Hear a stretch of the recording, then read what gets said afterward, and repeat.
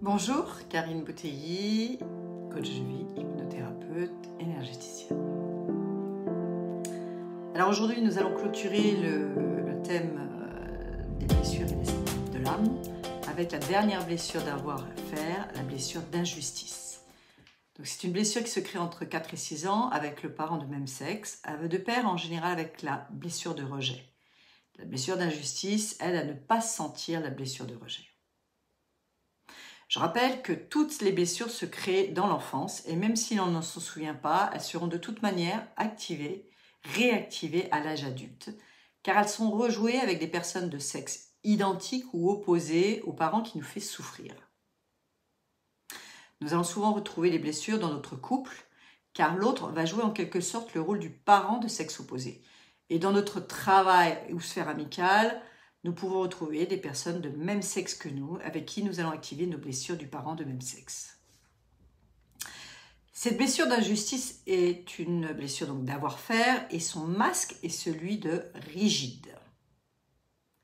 L'individu qui souffre de cette blessure croise souvent les bras, s'habille en noir, sont très souvent jaloux ou envieux à la différence du dépendant qui est jaloux car il a peur d'être abandonné ou du contrôlant qui a peur d'être trahi. Le rigide, lui, est jaloux parce qu'il estime qu'il y a injustice et qu'il se sent supérieur peut-être à la personne ou qu'il estime qu'il a été lésé. Il se mêle très souvent des affaires des autres. Il n'aime pas être en retard, mais il le sera parce qu'il prend le temps pour se préparer. Il craint l'autorité et recherche toujours la justice. Il veut s'assurer qu'il est digne de ce qu'il reçoit et qu'il le mérite. Car il a reçu dans son enfance de l'attention de son parent que lorsqu'il agissait selon les normes de ce dernier. Le masque du rigide se distingue par un corps droit, rigide et le plus parfait possible. Le corps est bien proportionné avec des épaules droites de la même largeur que les hanches. Le rigide peut prendre un peu de poids dans sa vie, mais son corps continuera à être bien proportionné. C'est celui d'ailleurs qui a le plus peur de prendre du poids. Il fera tout pour ne pas grossir et il n'accepte pas de prendre du ventre. Quand il est debout, il est souvent à rentrer son ventre. Les femmes sont plutôt de petite taille. Les rigides aiment bien aussi porter des vêtements serrés avec une ceinture autour de la taille. Ce sont des personnes vivantes avec des mouvements dynamiques. Par contre, les gestes sont un peu rigides et sans flexibilité. La personne rigide a plutôt la peau claire, le regard vif, brillant. Leur mâchoire est plutôt serrée, le cou raide, droit de fierté. Le fuyant, lui, veut être parfait pour se sentir aimé, alors que le rigide veut tout faire à la perfection pour se sentir aimé. L'un est dans l'être, l'autre est dans le faire. Dans les deux cas, ils craignent la critique, tous les deux. Et les deux demandent rarement de l'aide. Le rigide parce qu'il ne veut pas se sentir redevable. Le fuyant parce qu'il pense qu'il va devoir refaire derrière. Son vocabulaire, c'est jamais, toujours, très bon, très spécial, le bien, le mal, clair, pas clair. Il y a beaucoup de dualité en lui. Il change beaucoup d'avis et a du mal à se positionner clairement.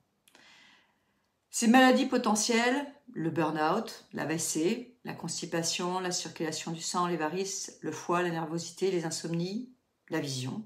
Cependant, il est rarement malade. Son émotion première est la colère, car c'est un contrôlant aussi, et lorsque cela lui échappe, il se met en colère facilement. Il a du mal à recevoir des cadeaux, mais car il se sent redevable toujours. Il attire à lui les situations d'injustice. Et il rectifie ce qui vient d'être dit, à la différence du contrôlant qui ajoute à ce qui est dit. Le rigide se contrôle pour ne pas perdre de le contrôle, car en le perdant, il sera injuste envers les autres. À la différence du contrôlant qui contrôle pour mieux contrôler la situation, notamment être le plus fort. Le rigide vit souvent du stress, car il s'impose la perfection dans tout. Il a du mal à se faire plaisir, il aime être sexy. Ses plus grandes peurs sont la froideur, car il a reçu beaucoup de froideur ou d'indifférence de la part du parent de même sexe.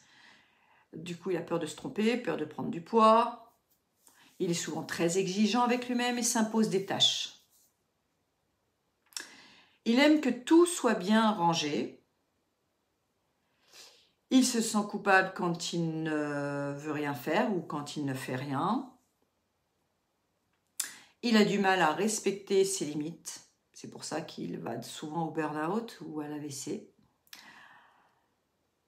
En résumé, nous pourrons dire que le parent du même sexe a pour rôle de nous apprendre à aimer, à nous aimer et à donner de l'amour, alors que le parent de sexe opposé nous apprend à nous laisser aimer et à recevoir de l'amour.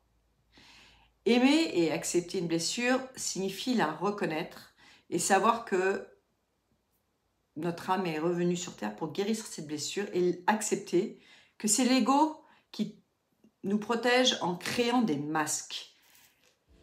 Je vous remercie pour votre écoute. Je vous dis donc très belle semaine. Vous avez maintenant les 5 blessures. Je vous conseille donc de vous observer, de vous poser la question de savoir quelle blessure est activée quand vous réagissez impulsivement